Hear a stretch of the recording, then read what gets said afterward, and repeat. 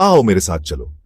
चलो नालंदा के खंडहरों की यात्रा करें। लाल ईंटें जो समय के साथ पुरानी हो गई हैं, एक विशाल भूमि पर फैली हुई है। हर पत्थर एक कहानी कहता है, सदियों पहले की एक फुसफुसाहट। नालंदा सिर्फ एक शहर या प्राचीन दीवारें नहीं थी, यह ज्ञान का एक सपना था, मानवता के लिए एक रोशनी थी। इसकी जड़ें गहरी हैं, शायद रिकॉर्डेड हिस्ट्री से भी गहरी। किंवदंतियां कहती हैं कि भगवान बुद्ध और भगवान महावीर यहां चले थे। उनकी विजडम हवा में लिंगरिंग है। यह जमीन महानता के लिए डेस्टिन्ड थी। यहां खड़े होकर कोई सदियों का भार और मानवीय उपलब्धि पर औ महसूस करता है। हम पवित्र भूमि पर हैं, एक ग्लोरियस अतीत का एक टेस्टमेंट। चलो नालंदा की भूली हुई कहानी को उजागर करने के लिए इस यात्रा पर निकले, इसकी रोशनी और परछाइयों को समझने के लिए, इसकी शानदार राइज और दुखद फॉल को। ये खंडहर क्या रहस्य समेटे हुए हैं? हम नालंदा की लेगेसी से क्या सीख सकते हैं? चलो शुरू करते हैं। नालंदा को उसके गोल्डन एज में इमेजिन करो, 5वीं शताब्दी ईस्वी और उसके बाद 7 सदियों तक यह सीखने के लिए समर्पित एक शहर के रूप में चमका। विद्वान चीन, तिब्बत से यहां आते थे कोरिया, फारस से ग्रीस और इंडोनेशिया से नालंदा ने ज्ञान के सभी सीकर्स का स्वागत किया। कैंपस विशाल था, जिसमें विहार, स्तूप थे और शांत झीलें थीं। हजारों छात्रों और सैकड़ों शिक्षकों ने संस्कृतियों और विचारों का एक मेल्टिंग पॉट बनाया। हवा इंटेलेक्ट से गूंज रही थी, बहसें, मंत्र और पांडुलिपियों की सरसराहट। विजडम को ट्रांसफॉर्मेशन के लिए प्राप्त किया गया था, न कि सिर्फ डिग्रीज के लिए।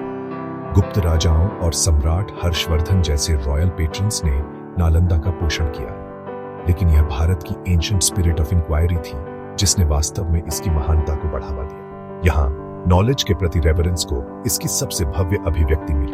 नालंदा ग्लोबल लर्निंग का केंद्र बन गया। जिस चीज ने इसे थ्राइविंग बनाया वह सिर्फ पैट्रनेज नहीं था, बल्कि ओपन इंक्वायरी की कल्चर थी। यह एक ऐसी यूनिवर्सिटी थी जैसी कोई और नहीं। इसका प्रभाव भारत की सीमाओं से कहीं आगे तक फैला।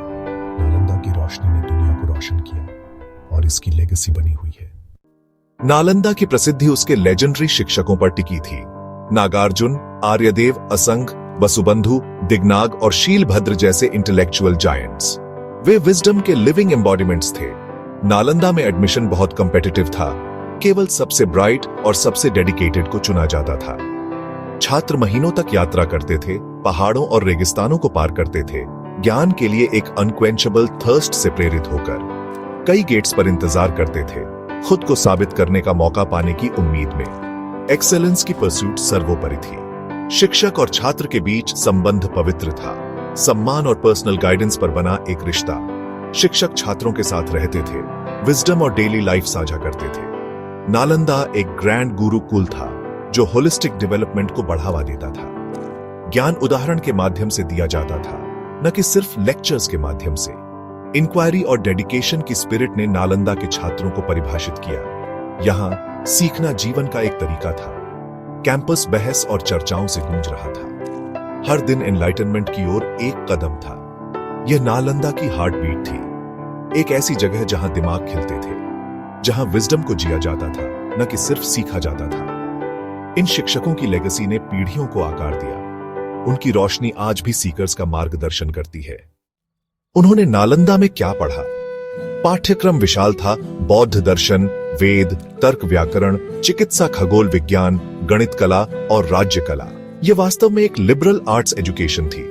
सीखना डायनामिक था। रोट मेमोराइजेशन को हतोत्साहित किया गया था। क्रिटिकल थिंकिंग और बहस केंद्रीय थे। छात्र प्रश्न करते थे, विश्लेषण करते थे और तर्क करते थे। डाइवर्स पर्सपेक्टिव्स का स्वागत किया गया, जिससे इंटेलेक्चुअल रिगर को बढ़ावा मिला। ज्ञान जीवित था, स्टैटिक नहीं। दैनिक जीवन अनुशासित फिर भी स्टिमुलेटिंग था।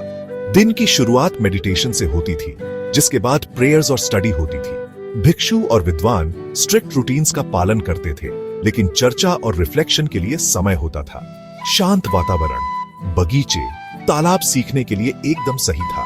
नालंदा में जीवन सरल था, लेकिन सोच एलिवेटेड थी। नालंदा एक ग्लोबल विलेज था जो तिब्बत, कोरिया, जापान, श्रीलंका, मध्य और दक्षिण पूर्व एशिया से छात्रों को आकर्षित करता था। चीनी यात्री xuanzang ने यहां सालों तक पढ़ाई की नालंदा की ग्रैंडर का दस्तावेजीकरण किया। उनके अकाउंट्स एक वाइब्रेंट एकेडमिक लाइफ को दर्शाते हैं। दूर देशों से छात्र विजडम की तलाश में आते थे। नालंदा ने उन सभी को एम्ब्रेस किया। यह ग्लोबल लर्निंग का एक केंद्र था। इंक्वायरी की स्पिरिट ने सभी को एकजुट किया। यह नालंदा की दुनिया थी। नालंदा के केंद्र में इसकी legendary library Dharmaganja the treasury of truth खड़ी थी। 3 ग्रैंड इमारतों में अनगिनत पांडुलिपियां थीं। कुछ लोग कहते हैं लाखों वॉल्यूम्स। रत्न सागर, रत्नोदधि और रत्नरंजक, प्रत्येक एक चमत्कार, भारत और उससे परे के ज्ञान से भरा हुआ। दर्शन, विज्ञान, कला और साहित्य सभी को सावधानी पूर्वक कैटलॉग्ड किया गया था। लाइब्रेरी एक वाइब्रेंट हब थी, न कि एक साइलेंट आर्काइव। विद्वान यहां पढ़ते थे, कॉपी करते थे, ट्रांसलेशन करते थे और बहस करते थे। स्क्राइब्स और लाइब्रेरियंस ज्ञान के इस यूनिवर्स में सीकर्स का मार्गदर्शन करते थे। धर्मगंज नालंदा का सच्चा ट्रेजर था। इसकी रोशनी ने पीढ़ियों के दिमाग को बढ़ावा दिया। फिर तूफान आया। 1193 ईस्वी। बख्तियार खिलजी और उसकी सेना नालंदा पर आ गिरी। ज्ञान का सूरज ढलने वाला था। एक कहानी बताई जाती है। खिलजी गंभीर रूप से बीमार, नालंदा के आयुर्वेदाचार्य द्वारा विजडम के माध्यम से ठीक हो गया, न कि बल से। कृतज्ञता के बजाय खिलजी ने ह्यूमिलिएटेड और एनरेजेड महसूस किया। उसके फ्यूरी ने नालंदा के डूम को सील कर दिया। सैनिकों ने यूनिवर्सिटी को रैंसैक किया, भिक्षुओं और विद्वानों का वध किया। सबसे बड़ा अपराध, उन्होंने धर्मगंज में आग लगा दी। ज्ञान का सागर लपटों में घिर गया। सदियों का ज्ञान राख में बदल गया। दुनिया ने एक प्राइसलेस ट्रेजर खो दिया। उसके बाद की चुप्पी गहरी थी। नालंदा की रोशनी बुझ गई।